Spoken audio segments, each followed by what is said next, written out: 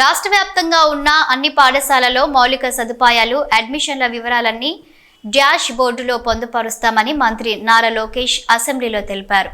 మన గంటా శ్రీనివాస్ గారు చెప్పినట్లు బిల్డింగ్స్, ఫ్యాకల్టీ, అదేవిధంగా రెసిడెన్షియల్ కళాశాల ద్వారా స్పీకర్ గారు కూడా నా దృష్టికి తీసుకొచ్చారు. దాన్ని చాలా సీరియస్ గా తీసుకుంటున్నాను అధ్యక్ష. నా ఆలోచన ఏంటంటే ఒక డాష్ బోర్డ్ ఏర్పాటు చేసి స్కూల్స్ అన్ని ఒక ర్యాంకింగ్ మెకానిజం పెడదాం. ఏ కేటగిరీ స్కూల్స్ ఏంటి, B category, C category, D category schools ఏంటి, D category schools C category తీసుకురావాలి, సి కేటగిరీ స్కూల్స్ ని బి కేటగిరీ తీసుకురావాలి. ఇన్ఫ్రాస్ట్రక్చర్ ఒక భాగం అవుతే ఉపాధ్యాయులు అంటే ఎంతమంది ఉపాధ్యాయులు ఉన్నారు అది రెండు భాగం, మూడో భాగం అవుట్కమ్ ఏంటి అంటే ఫండమెంటల్ లెర్నింగ్ అవుట్కమ్స్ ఎంతవరకు ఉన్నాయి, పిల్లలు ఎంతవరకు పర్ఫామ్ చేయగలుగుతున్నారు, దానిపైన కూడా క్షుణ్ణంగా మేము అది టెస్ట్ కూడా ఏర్పాటు చేసి అది ట్రాన్స్పరెంట్ గా అటు పక్కన ఉపాధ్యాయులకి, ఇంకో పక్కన విద్యార్థులు, తల్లిదండ్రులు కూడా తెలియజేయాలని లక్ష్యంతో మేము పనిచేస్తున్నాం అధ్యక్ష.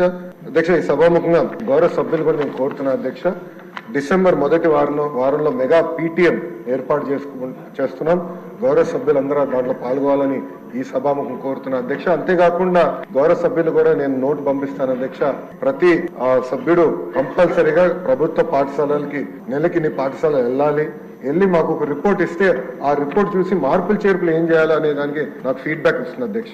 ఎందుకంటే నేను ఒక్కరిని అన్ని ప్రభుత్వ పాఠశాలలు తిరగలేను. గౌరవ సభ్యులు ఒక 5 సంవత్సరాల్లో అన్ని ప్రభుత్వ పాఠశాలలు మీ కింద ఉన్న అన్ని ప్రభుత్వ పాఠశాలలు ఒక రౌండ్ కానీ వేయగలితే మీకు అవగాహన వస్తుంది, నాకు కూడా మీ రిపోర్ట్ల ద్వారా ఏం చేస్తే బాగుంటుందని కూడా నాకు కూడా తెలుస్తుంది అధ్యక్ష.